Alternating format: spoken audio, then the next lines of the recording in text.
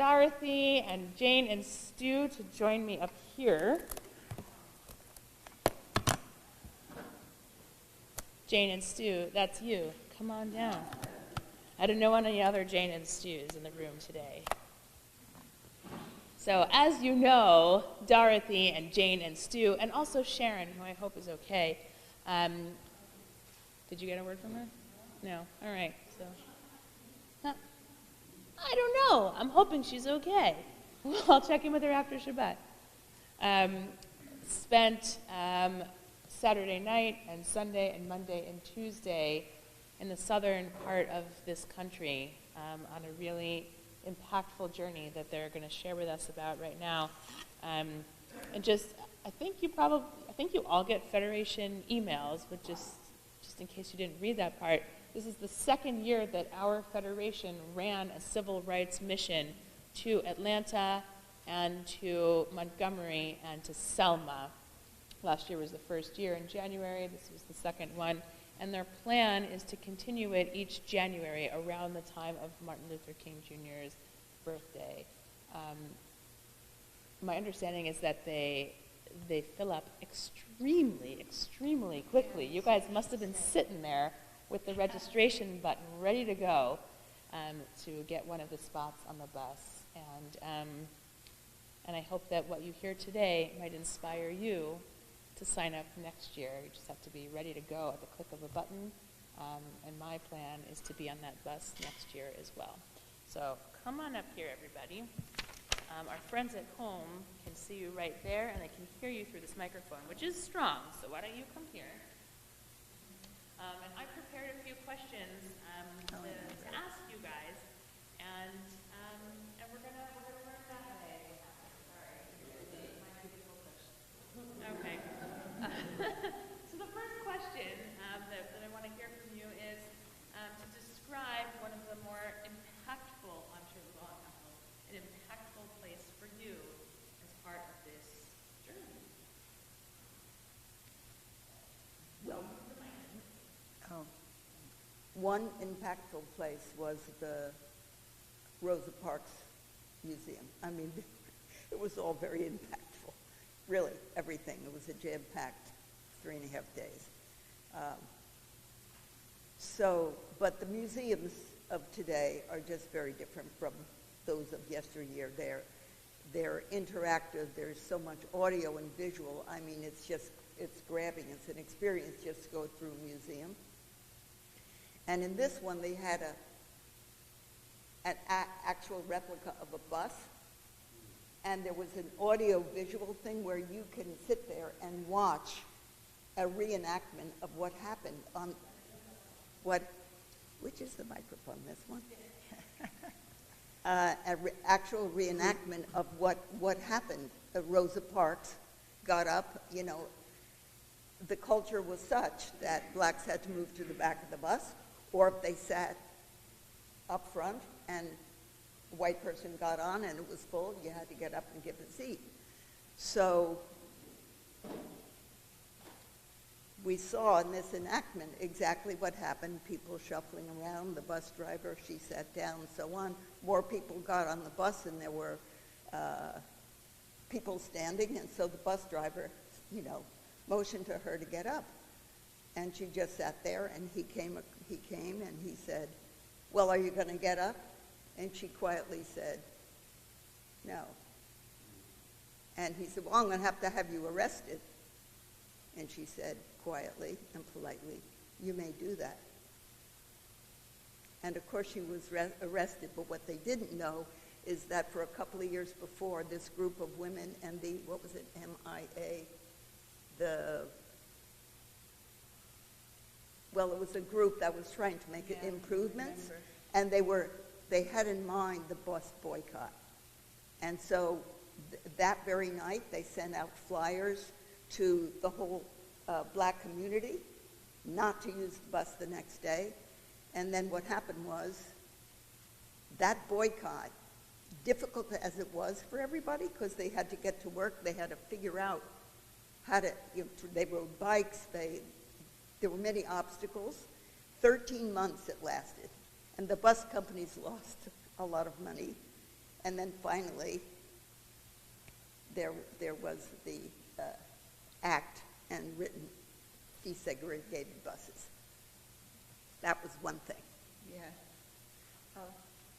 For me, we went to the memorial for people that had been lynched, and they're just these iron plaques with numerous names on each plaque where they were just taken and lynched, sometimes for things like looking up at the wrong way at a white woman. I mean,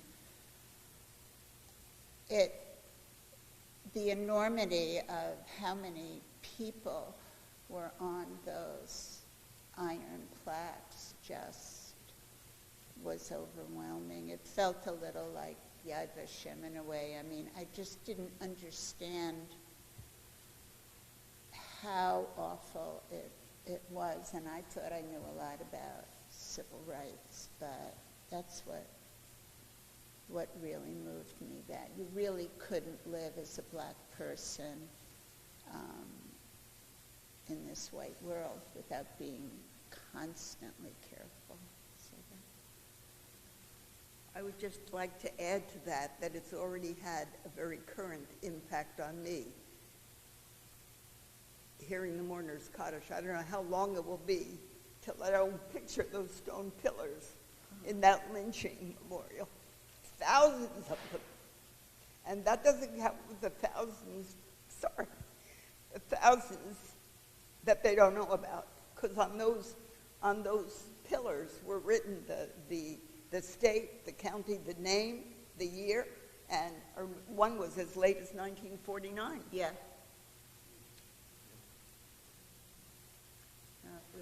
It was really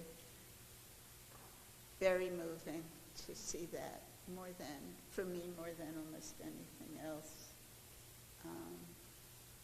And so it moved me to think, well, how much have things changed now? You know, is it all over? And I looked up some facts for the present day. Can I share it? Because I was a little bit surprised that it's as bad as it still is. I got it from Reuters. It's in 2016.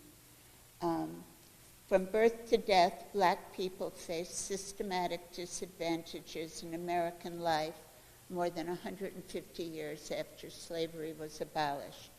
Black women are 3 to 4 times more likely to die from pregnancy-related causes than white women.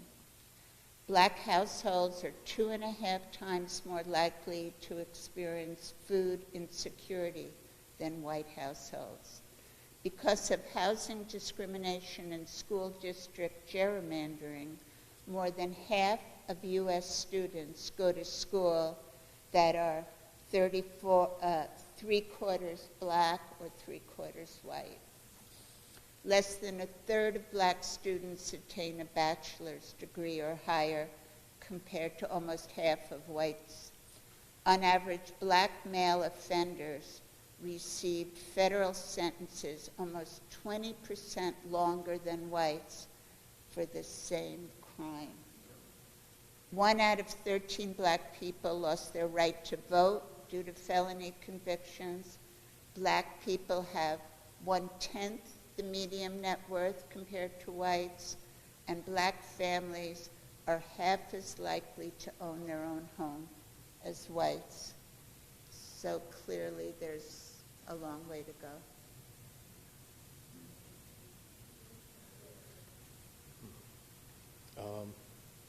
You're always such a hard act to follow. Yeah. Talking to the people whose lived experience included the civil rights period was the most meaningful thing to me. Similar to the Holocaust, those individuals who are firsthand historians are dying, and the stories are being rewritten by those who don't support the reality of the tale that's told. One of the women was the youngest woman to participate in the Birmingham to Selma March. She turned 15 in the middle of the march. She became political when she was 7 years old. Her mother died in childbirth. She was hemorrhaging. There was no black hospital around. They took her to the basement of the white hospital where all the black patients were. She needed a transfusion. There was no black blood, so they had to send to Birmingham for black blood. She died 15 minutes before the blood arrived. I was one of the people we got to talk to. We got to speak to a 90-year-old gentleman who was in charge of the Selma branch of what was prior to that referred to as the NAACP.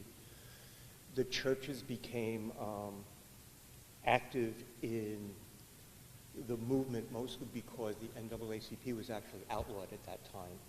And so they sort of rebranded themselves as a primarily religious movement, moved into the churches as a way of organizing, and moved out through there.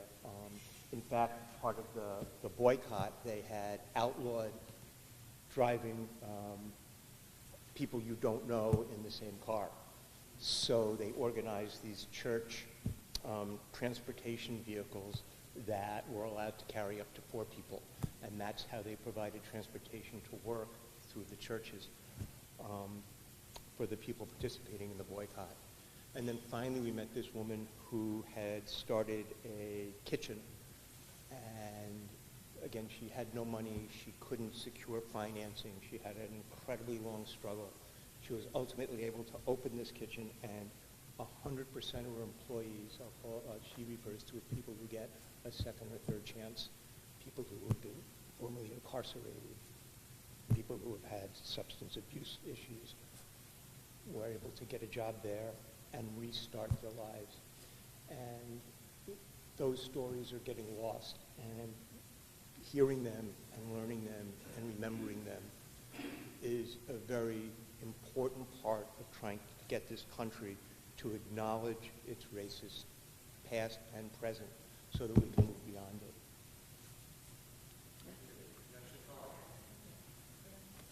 Two things. So in long time ago when there was slavery and people were sold in 1650, I mean it started in 1601, still in 1750, still in 1850, imagine living in terror. And one thing that came to me in this trip was the enormity, the greatness of man's capacity for cruelty and barbarism, really, in many cases. And what also strikes me, when we walked across from Selma to Montgomery, and there were 3 marches. The first time was Bloody Sunday. The police were waiting on the other side. The second time they turned back. Martin Luther King realized that they didn't have a permit, so the third time they had a permit and they succeeded. And why were they going to Montgomery? That was the capital. And it resulted in actually an amendment for, it was all about voting rights. But I thought of our Torah portion today. Okay, so cross the Red Sea, joyous, happy, singing, rah, rah, and then reality set in, and they had no food, and it was hot in the desert, and they wandered, and no water, and they got the voting rights, but then they had tests like, in order to vote, okay, they would say, for example, a question would be, how many seeds in this watermelon? Or how many bubbles in this bar of soap? And even though it progressed, look what's happening today. It's still going on. Prevention of absolute 100% voting rights by changing the location, by making laws, by the hours, so people can't get there. They don't know about mail-ins ahead of time. Just saying. You were going to ask about something inspirational? I am exactly going to ask about, it sounds like there were really, really heavy things that you did for most of this mission. Would you share some of the uplifting parts? Well, there was one really uplifting part, and that was our first morning. We went to church on Sunday morning, but not just any church, the Ebenezer Baptist Church, which is Martin Luther King's church. Ralph Warnock is Senator Mel, is the pastor there, the chief pastor. We didn't know till the last minute whether he was going to be there or not, but our guide gave us to know that if he isn't there, whoever they invite to come and preach is going to bring their A game. And and he prepared us for what to expect. In fact, he said he's brought other groups, and they're so polite and welcoming that they think as guests you should sit in the front rows. But he explained to them, if we sit in the front rows, we won't know what to do. We won't know when to stand. So we sat in the back on the left, and everybody was very welcoming and very warm and polite to us. And it's a good thing he gave us his heads up. It was an experience because there's music live and real instruments beforehand, afterhand, but the biggie is the sermon. And there's this culture of responding positively to the sermon. So the amens and the hallelujahs and his voice with the repeating of the phrases, so it got so you couldn't hear him. He worked them into a frenzy. For us, it was an experience. And we all walked out, I think, it was actually inspirational, some of what he said, as well as just uplifting. We all walked out smiling. But not converted. Not converted. Our guide said every time we do that, it makes it hard for the rabbis to continue doing what they're doing. Stayed by comparison. I think that was the most inspirational, just going there and seeing how warm and open everyone was that greeted us. And yeah, it was a real experience. And then in the afternoon, we had the opposite. Yeah. Would you share with us? Why you decided to click on that button right when the registration opened? Like, what, as a Jewish person, what motivated you to go on this mission? And question B, what do you want us, like your Jewish community, to understand and to know that you saw? Well, if I'm really honest, I have a friend who way last February, Rhea, asked me if I wanted to go on this, and I thought, going on a 3-4 day trip with Rhea, that'll be fun. And maybe I'll learn something too. Like, I might not have gone had she not. But I can tell you, it is very worthwhile, it's powerful, and it's, if nothing else, you have to feel some renewed vigor in some way or other about bettering the world. Yeah, I felt exactly the same way.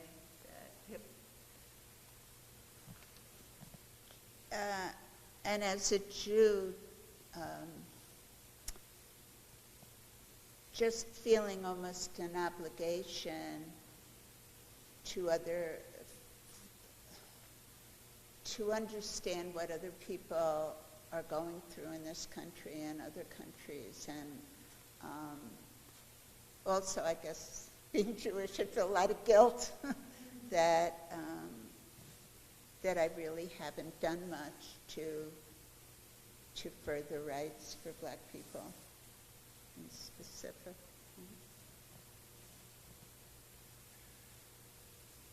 I guess it's important to know that all of this stuff, all of it is still going on today.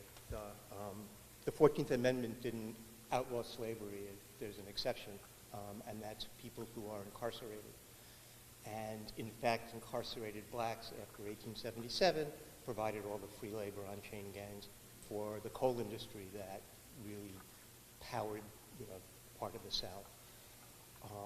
Today, vagrancy laws do the exact same thing. 40% of unhoused people are black. 13% of blacks make up the population. In every state except for Utah and Colorado, It is virtually illegal to be homeless. There are vagrancy laws, camping laws, etc. And what typically happens to people is they get a misdemeanor, they can't show up, they get a bench warrant, they end up going to prison. So that it just takes new forms. I think we need to own this the same way Germany owned the Holocaust. We have to own it before we can move past it. And I think everybody on an individual basis ought to roll up their sleeves and do something. Whatever you want, something. And it has to involve people, not people. Yeah, so one last question, since, you referenced do something to better the world. You just said now, Stu, we each have to roll up our sleeves and do something. I'm wondering, after this experience, what each of you is thinking about that you want to get involved in order to continue learning and trying to take what you've learned and make some change. What have you been thinking about? I haven't been thinking about that yet, in actuality, what to do, honestly. But that's a good question to try to find out where I can contribute. Yeah, I sort of have a long history of dabbling and doing stuff. So AmeriCares used to have a van that did healthcare in Bridgeport. And I worked on that van until they got their clinic in Norwalk. And then it became not. Jen and I were mentoring a family through Syria before COVID. We'd done other stuff before that.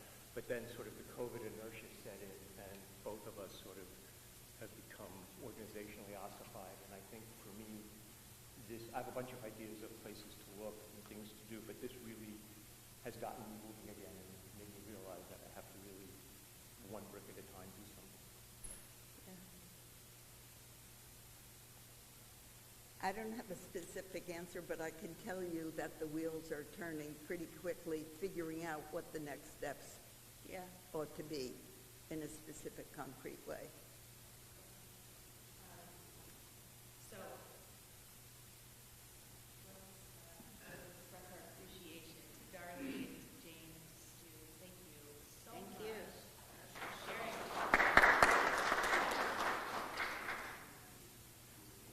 And I'll just toss out two things that come to my mind that might be an answer, part of the answer to that last question. One is within our own congregation to participate in our social action committee, which thinks as a group very carefully and on a regular basis about what change can we make as Jews in the world. And the next event that they're hosting, this is for everybody, is on Saturday night, February 10th, where we're going to be screening and discussing the movie Ruby Bridges. And I can't remember the details about Ruby Bridges, but...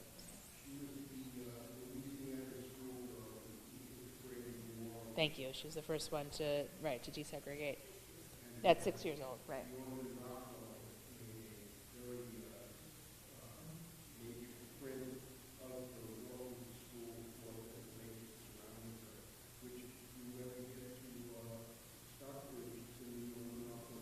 Oh, great.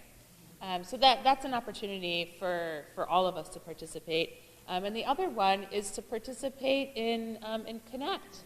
Right? Our congregation is a member congregation of Congregations Organized for a New Connecticut, which is a grassroots-led social justice interfaith organization where we do interact with people of other faith backgrounds, people with different skin colors and different life experiences to make social change. And so if hearing what our friends have brought back from this mission is moving to you, then there are ways super locally to get involved. And if you guys end up getting involved in other places, I hope that you'll share with us and invite us to participate along, because there's a lot of work to do.